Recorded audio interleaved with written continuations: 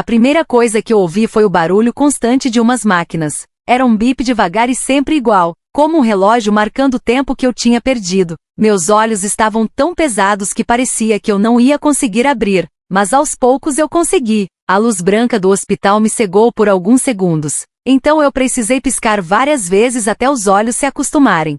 Onde eu tô? Tentei falar, mas minha garganta estava tão seca que só saiu um sussurro meio rouco. Uma enfermeira que estava olhando os monitores se assustou quando me ouviu. Doutora Ramírez, a paciente acordou. Gritou, correndo pro corredor, a senhora Martínez já tá consciente. Meu nome é Carmen Martínez, ou pelo menos era o que eu achava na hora. Tenho 32 anos e trabalho como editora numa revista bem conhecida aqui na Cidade do México. Bem, eu trabalhava. Já não tinha certeza de mais nada. A doutora Ramírez entrou rápido no quarto. O salto dela fazia barulho no chão de linóleo, e o jaleco branco balançava enquanto ela vinha até mim. Me olhou com um olhar sério, tipo surpresa, mas também profissional. Senhora Martínez, eu sou a doutora Ana Ramírez. A senhora ficou em coma por 6 meses por causa de um acidente de carro bem grave. Pode me contar o que foi a última coisa que lembra? 6 meses. Essas palavras caíram como uma ducha fria. Minha cabeça tentava entender o que ela falava, e algumas lembranças começaram a aparecer, como pedaços soltos de um quebra-cabeça. Eu estava dirigindo de volta para casa depois do trabalho. Estava chovendo. Minha voz saiu estranha, meio gasta. Roberto, meu marido, tinha me ligado. Ele disse que queria que eu chegasse cedo porque tinha uma surpresa para mim. A doutora balançou a cabeça enquanto escrevia algo no tablet dela. Lembra de mais alguma coisa? Luzes, umas luzes muito fortes vindo na minha direção. Um caminhão. Acho que ele não parou no sinal. As imagens vinham confusas na minha cabeça depois disso. Não lembro de mais nada. A enfermeira me ajudou a tomar um pouco de água. Estava gelada e aliviou minha garganta. Enquanto a doutora continuava me examinando, uma pergunta começou a rodar na minha cabeça. Ficava mais urgente a cada segundo. Onde está o Roberto? Minha família já sabe que eu acordei?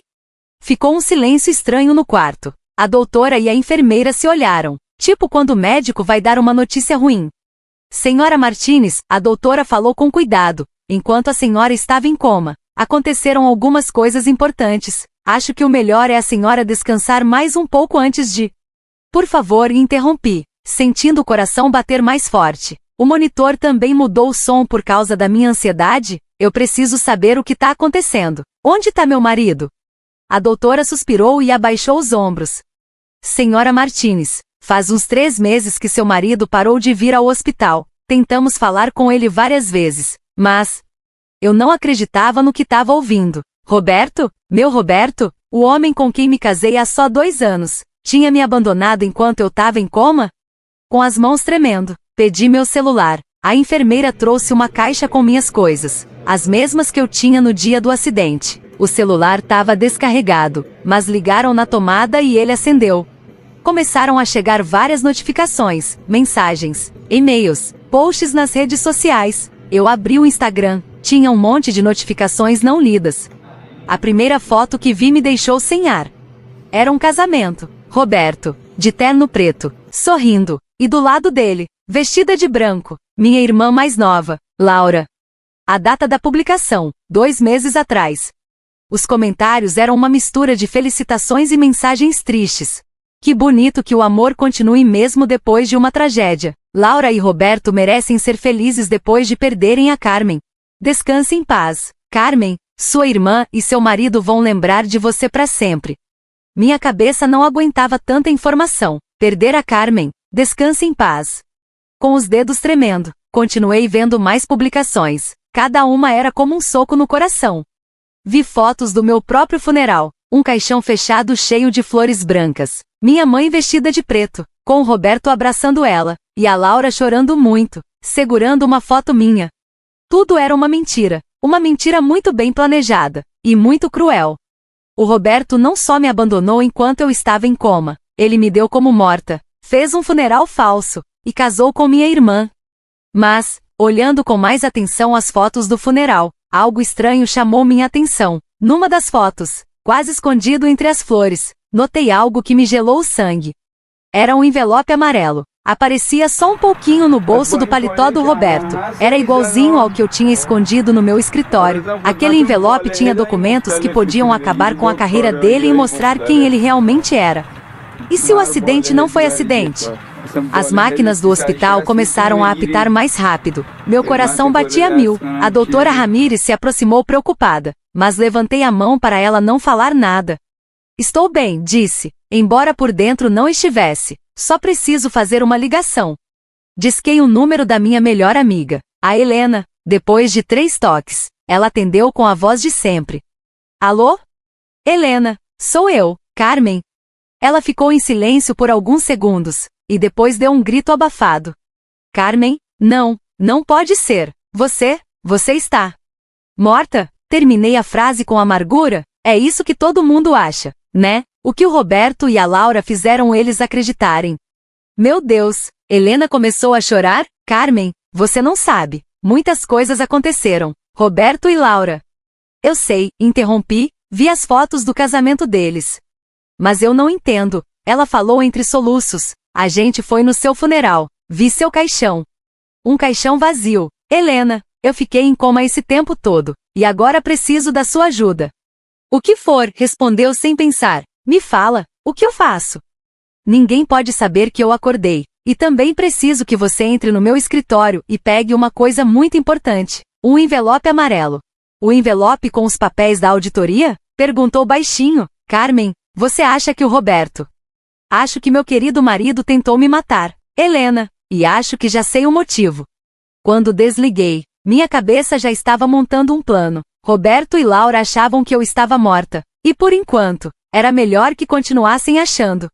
Eles estavam aproveitando a vida nova deles, mas eu ia descobrir a verdade do que aconteceu, e quando descobrisse, iam aprender que tem gente que não fica morta para sempre. A doutora Ramírez me olhava preocupada. A senhora está se sentindo bem, Dona Martínez? Sorri, mas era um sorriso falso, um sorriso que não chegava aos olhos. Melhor do que nunca, doutora. Na verdade, acho que nunca me senti tão viva.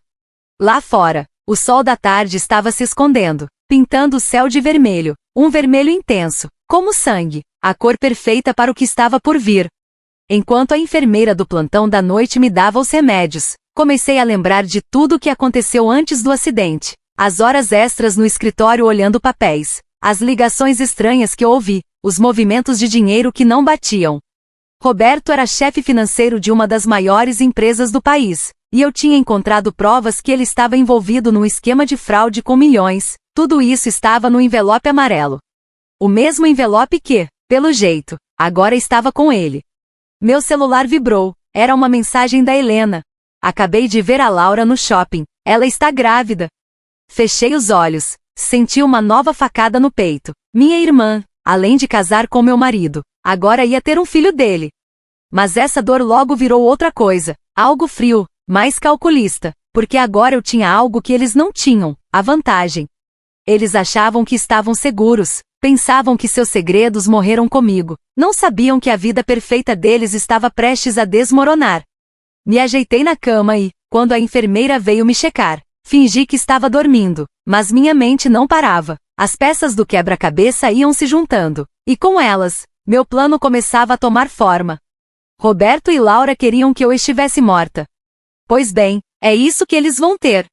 Os dias no hospital foram uma mistura de paciência e planejamento. Cada hora que passava me deixava mais perto da minha vingança, e também de descobrir coisas que me gelavam o sangue. Helena tinha pesquisado por conta própria. Uma tarde chegou com uma pasta cheia de papéis e com uma cara muito séria. Você não vai acreditar no que eu achei, disse baixinho, fechando a porta do meu quarto com cuidado. Roberto não estava só lavando dinheiro. Tem mais, muito mais. Sentei um pouco melhor na cama e ajeitei o roupão. O que você descobriu? Lembra do Javier Mendoza? O contador que supostamente renunciou há 6 meses, tirou umas fotos da pasta? Ele não renunciou. Ele está morto. Senti meu coração quase parar. Javier foi quem me avisou primeiro que tinha coisa estranha na empresa.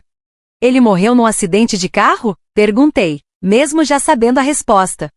Helena confirmou com a cabeça. Igual a você, só que ele não teve a sorte de sobreviver. Já não eram coincidências, isso era um padrão. Roberto não era só um ladrão, era um assassino. E tem mais, continuou Helena. Laura não começou com o Roberto depois da sua morte. Achei e-mails deles, desde mais de um ano atrás. Senti náuseas. Minha própria irmã e meu marido planejavam tudo isso há meses, talvez anos. E a gravidez? Sussurrei. Está com 4 meses, respondeu Helena. Ou seja, ela já estava grávida quando eu tive o acidente. Senti a dor da traição queimando por dentro, mas precisava pensar com a cabeça fria. Não podia deixar a raiva me dominar. E o envelope amarelo? Roberto guarda ele no cofre do escritório. Mas tem mais uma coisa, Helena hesitou. Minha mãe, acho que ela sabe de algo. Minha mãe? Me levantei um pouco. Surpresa? O que você quer dizer? Tenho observado ela. Sempre que Roberto e Laura aparecem, ela fica estranha, nervosa, e 2 dias atrás, vi ela entrando numa igreja chorando. Foi se confessar. Minha mãe, Guadalupe Vega, sempre foi muito religiosa. Se ela foi se confessar, é porque está carregando um peso muito grande. Tenho que falar com ela, disse. Você está louca? Helena me olhou como se eu tivesse pirando. Se alguém descobrir que você está viva. Não vou falar com ela direto, respondi. Uma ideia começava a nascer na minha cabeça. Lembra do Padre Miguel? Helena sentiu devagar. O mesmo que casou você e Roberto. E o mesmo que ouviu a confissão da minha mãe. Acho que é hora de ele ouvir outra confissão, diferente. Nesse momento, a doutora Ramírez entrou para me examinar. Como todos os dias, segundo ela, minha recuperação era quase um milagre. O que ela não sabia era que a raiva e o desejo de vingança estavam me curando mais rápido que qualquer remédio. Seus sinais vitais estão ótimos, disse, lendo meu prontuário. Acho que em alguns dias você pode receber alta. Perfeito, bem na hora certa. Naquela noite, depois que Helena foi embora, tive uma visita inesperada. Era a enfermeira Maria, que cuidava de mim desde que acordei. Mas dessa vez, entrou num horário estranho, fora do expediente. Dona Carmen sussurrou, fechando a porta, tem algo que você precisa saber. Ela tirou o celular e me mostrou um vídeo. Era de uma câmera de segurança do hospital, gravado no dia do acidente. Seu marido veio naquela noite, disse enquanto eu assistia ao vídeo meio borrado, mas ele não veio sozinho. No vídeo, Roberto discutia feio com um homem que reconheci na hora, era o Dr. Soares, que cuidava do meu caso antes da doutora Ramírez chegar.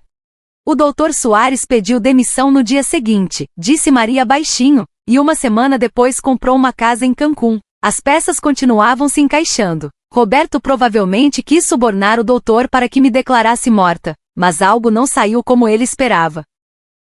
E por que você só me mostra isso agora? Perguntei. Maria tinha os olhos cheios de lágrimas. Porque o Dr. Soares era meu primo, e há um mês, acharam ele morto na casa dele em Cancún. A polícia diz que foi suicídio, mas eu não acredito. Mais uma morte conveniente. Roberto estava apagando todas as provas, eliminando quem pudesse falar. Obrigada, Maria disse devagar. Posso te pedir um último favor? Ela assentiu sem pensar. Preciso que me ajude a morrer, de novo. Os dias que vieram foram como um filme. Helena cuidou de conseguir documentos falsos e criou uma nova identidade para mim. Maria mudou meus registros médicos para parecer que eu tive uma complicação repentina que causou minha morte. Enquanto isso, eu estudava cada passo que Roberto e Laura davam. Pelas redes sociais, era fácil saber onde estavam, o que faziam, com quem estavam. Eles se sentiam tão seguros que nem se cuidavam mais. Na noite antes da minha morte, recebi uma visita inesperada. O Padre Miguel entrou no meu quarto vestido de civil. A cara dele dizia tudo. Ele não podia acreditar que eu estava viva. Sua mãe estava certa, foi a primeira coisa que ele disse. O que ela contou exatamente?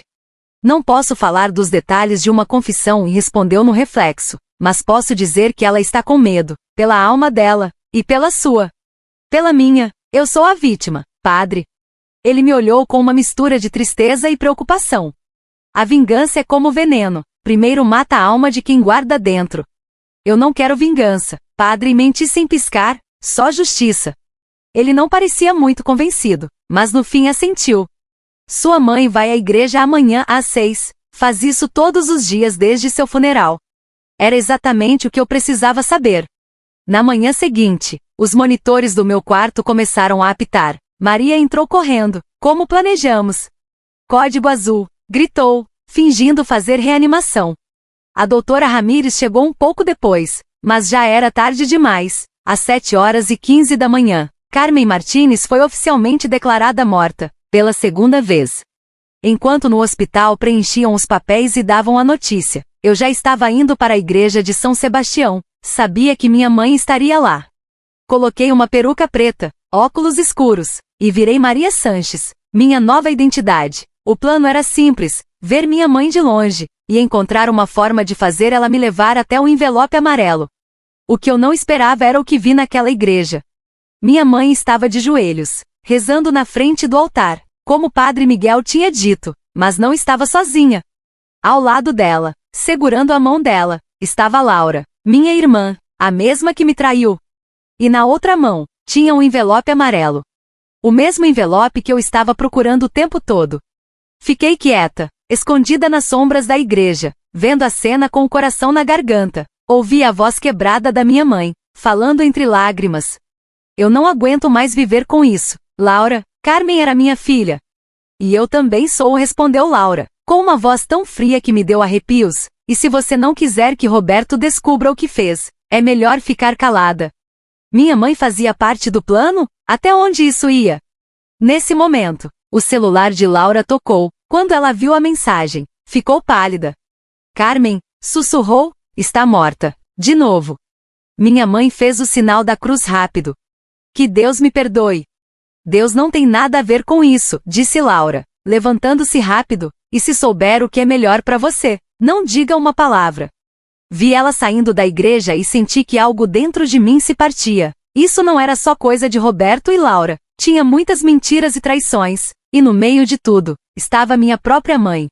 Helena me esperava no carro do lado de fora da igreja. E agora? Perguntou enquanto entrava no banco do lado. Olhei para a igreja onde acabei de descobrir que minha mãe também estava envolvida na minha traição. Agora, disse, tirando a peruca, vamos para um casamento.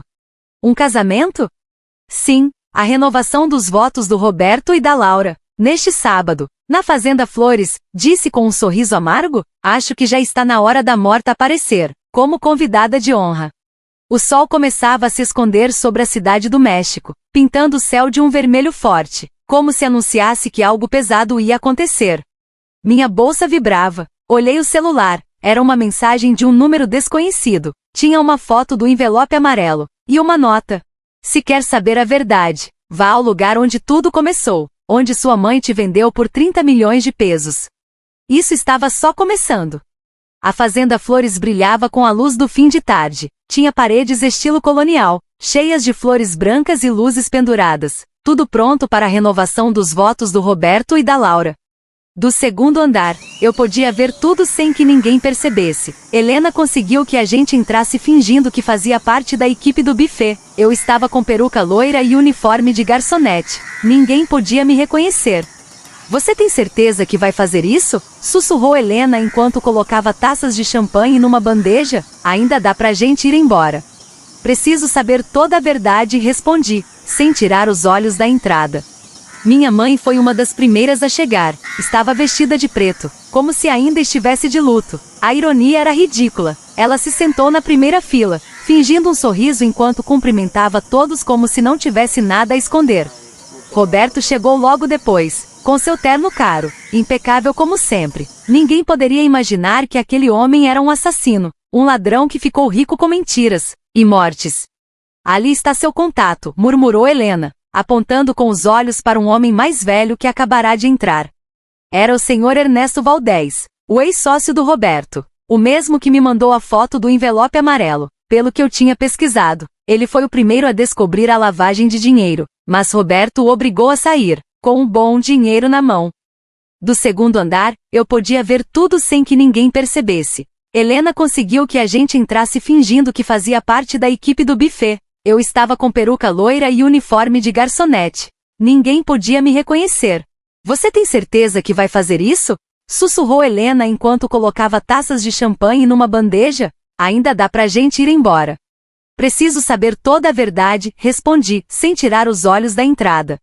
Minha mãe foi uma das primeiras a chegar. Estava vestida de preto, como se ainda estivesse de luto. A ironia era ridícula. Ela se sentou na primeira fila, fingindo um sorriso enquanto cumprimentava todos como se não tivesse nada a esconder. Roberto chegou logo depois com seu terno caro, impecável como sempre. Ninguém poderia imaginar que aquele homem era um assassino, um ladrão que ficou rico com mentiras e mortes. Ali está seu contato, murmurou Helena, apontando com os olhos para um homem mais velho que acabará de entrar. Era o senhor Ernesto Valdez, o ex-sócio do Roberto. O mesmo que me mandou a foto do envelope amarelo. Pelo que eu tinha pesquisado, ele foi o primeiro a descobrir a lavagem de dinheiro, mas Roberto o obrigou a sair, com um bom dinheiro na mão. É hora, disse, ajeitando o fone de ouvido escondido no meu ouvido. Maria, a enfermeira que me ajudou no hospital, já estava no lugar dela, perto da entrada principal. Todos prontos? Prontos, responderam várias vozes pelo fone. A cerimônia estava para começar. Os convidados já se acomodavam, enquanto a orquestra começava a tocar a marcha nupcial. Laura apareceu no topo da escada, com seu vestido branco e rosto feliz. A barriga dela mal aparecia sob o tecido. Minha irmã, a mesma que não só me tirou o marido, também fez parte do plano para me matar. Roberto a esperava no altar improvisado, com um sorriso falso, como se fosse o homem mais feliz do mundo. O padre Miguel, o mesmo que ouviu a confissão da minha mãe, iria celebrar a missa. Mesmo de longe dava para ver a culpa nos olhos dele. Queridos irmãos, começou o padre, com a voz trêmula, estamos aqui reunidos para celebrar o amor. Amor, disse uma voz forte entre os convidados. Era o senhor Ernesto. É assim que vocês chamam assassinato hoje em dia? A galera começou a se agitar e ouviu-se murmúrios. Roberto ficou tenso e Laura apertou tanto o buquê que flores começaram a cair. Senhor Ernesto, por favor, disse Roberto tentando parecer calmo. Não é hora. Não é hora de falar de como você matou a Carmen, disse o senhor Ernesto levantando-se. Ou de como ameaçou a mãe dela para ela ficar calada. Minha mãe também se levantou com o rosto branco feito papel. Não sei do que está falando. Claro que sabe, senhora Guadalupe, disse o senhor Ernesto, tirando algo do bolso. Por que não conta para todo mundo como Roberto ofereceu 30 milhões de pesos para convencer a Carmen a não entregar esses documentos para a polícia? Foi aí que o caos começou. As pessoas começaram a conversar entre si, algumas levantaram das cadeiras. Roberto deu um passo para o senhor Ernesto, mas parou de repente quando viu que vários dos garçons estavam se mexendo para fechar as saídas. Eram agentes disfarçados. Já basta, gritou Laura. Isso é loucura. A Carmen está morta. Tá segura, maninha?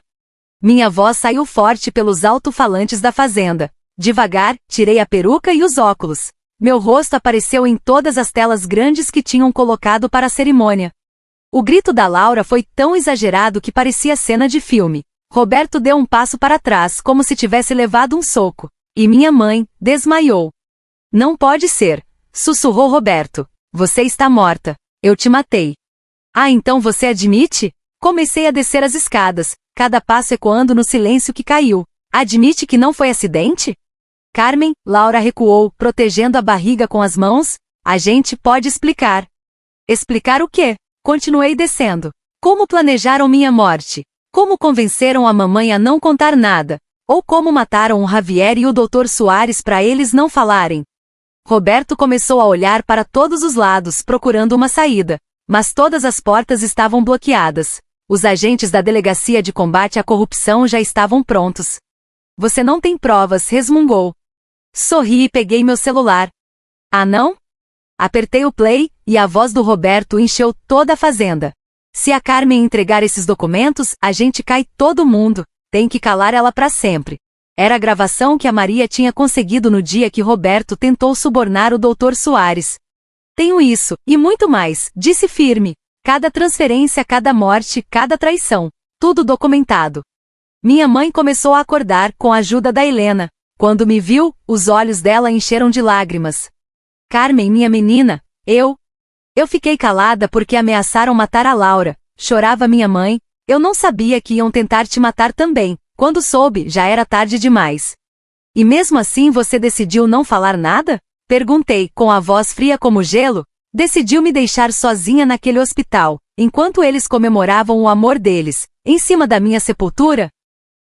O Roberto disse que, se eu falasse, ia te desconectar, sussurrou minha mãe, que dessa vez ia ter certeza que você morria.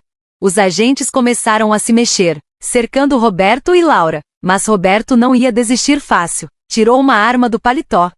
Ninguém se mexa, gritou, apontando a arma para Laura. Se eu afundo, todo mundo afunda comigo. Você mataria a mãe do seu filho? Perguntei, sem perder a calma. Filho, Roberto soltou uma risada louca. Você realmente acha que esse bebê é meu? A Laura tem mentido para todo mundo. Vai, Laura, conta a verdade para eles. Diz quem é o pai de verdade. Laura ficou pálida. Roberto, por favor. O bebê é do Javier, gritou Roberto. Por isso eu tive que matar ele. Ele ia destruir tudo. E aí tudo saiu do controle. Laura gritou. Os agentes avançaram, e um tiro foi disparado. Mas a bala não acertou ninguém. O senhor Ernesto pulou em cima do Roberto na hora certa, fazendo ele errar o tiro. Os dois caíram no chão. Agora, gritei. Os agentes se jogaram em cima do Roberto, o desarmaram e o algemaram. Laura tentou fugir, mas outros agentes a seguraram. Roberto Garcia e Laura Vega, anunciou o delegado. Saindo entre os convidados, estão presos por tentativa de homicídio, conspiração, fraude e lavagem de dinheiro. Enquanto os levavam, me aproximei da minha mãe. Ela estava sentada, chorando sem parar. Me perdoa, soluçava. Carmen, por favor. O perdão é coisa de Deus. Mãe, disse com voz tranquila, eu só vim buscar justiça. Um mês depois, eu estava no meu escritório da revista, lendo as manchetes dos jornais, empresário e esposa condenados a 30 anos por tentativa de homicídio e fraude. Rede de corrupção é descoberta em empresa financeira. Mãe confessa que ajudou na tentativa de matar a própria filha. Minha mãe fez um acordo com a promotoria. Ia testemunhar contra o Roberto e a Laura em troca de uma pena menor. O bebê da Laura ia nascer na prisão, e já estavam vendo quem ia adotá-lo. O senhor Ernesto voltou para a empresa. Agora queria limpar toda a corrupção. Me ofereceu um cargo no conselho, mas eu disse não, já tinha tido bastante daquele mundo. A Helena entrou no meu escritório com 2 cafés. Pronta para sua viagem? Assenti. Ia tirar um ano sabático. Queria viajar e talvez escrever um livro contando tudo o que vivi. A vida me deu uma segunda chance, e dessa vez eu não ia deixar escapar. Sabe o que é irônico? Disse, olhando o céu da cidade do México pela janela. Queriam me matar para que ninguém soubesse seus segredos, mas se tivessem me deixado viver, talvez eu nunca tivesse descoberto toda a verdade. Você se arrepende de algo? Perguntou a Helena. Pensei na minha mãe, cumprindo a pena numa prisão tranquila, na Laura, grávida na cadeia, no Roberto, enfrentando 30 anos preso. Não, respondi, a verdade dói, sim, mas a mentira mata. Lá fora, o sol começava a se pôr, mas dessa vez, o céu não estava vermelho como sangue, estava azul profundo, azul da esperança, azul de novos começos. Peguei meu café e sorri. Às vezes, a gente tem que morrer 2 vezes, para aprender a viver de verdade.